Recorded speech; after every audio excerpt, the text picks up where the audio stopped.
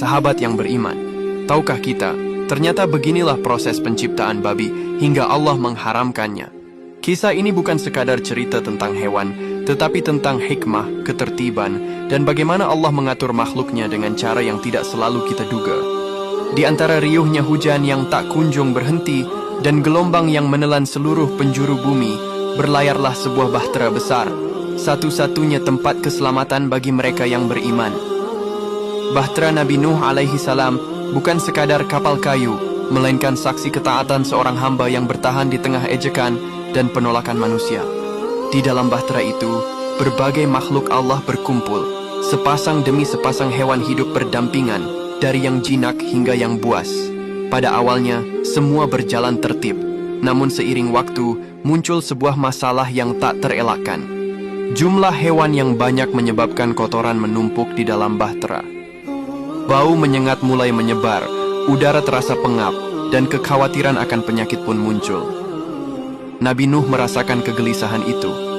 Dalam keterbatasan manusiawinya, ia berdoa dan berserah diri kepada Allah, memohon petunjuk atas masalah yang terjadi.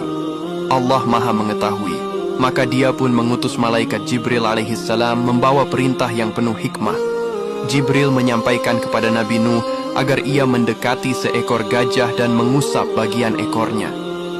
Dengan penuh kepatuhan, Nabi Nuh melaksanakan perintah tersebut. Atas izin Allah, dari gajah itu tiba-tiba muncul sepasang hewan yang sebelumnya belum pernah dikenal manusia, yaitu seekor babi.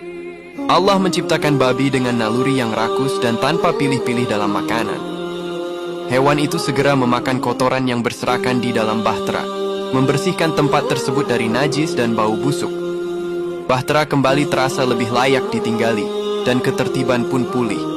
Namun disinilah ujian lain bermula. Iblis, musuh nyata manusia dan makhluk yang membangkang kepada Allah, tidak tinggal diam. Ia mendekat dengan niat merusak. Dengan tipu dayanya, ia mengusap ekor babi. Dari perbuatan itu, kembali atas ketentuan Allah sebagai ujian, muncullah sepasang tikus.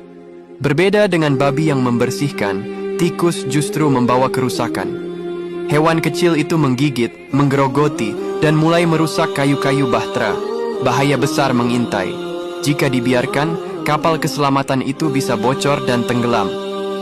Nabi Nuh kembali gelisah, maka malaikat Jibril pun turun sekali lagi, membawa solusi dari langit. Kali ini, Nabi Nuh diperintahkan untuk mengusap ekor seekor harimau.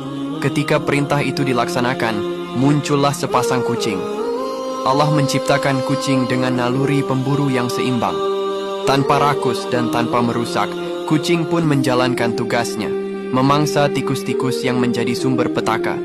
Sejak saat itulah permusuhan alami antara kucing dan tikus terjadi, bukan karena dendam, tetapi sebagai bagian dari keseimbangan yang Allah tetapkan di muka bumi.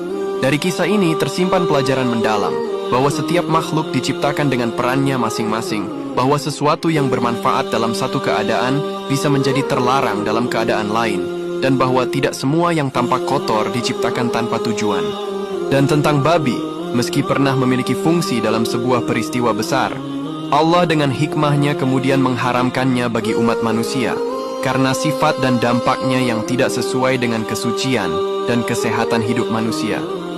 Allah tidak menciptakan sesuatu tanpa sebab dan tidak melarang sesuatu tanpa hikmah. Tugas manusia hanyalah taat, meski tak selalu memahami seluruh rahasia di balik ketetapannya.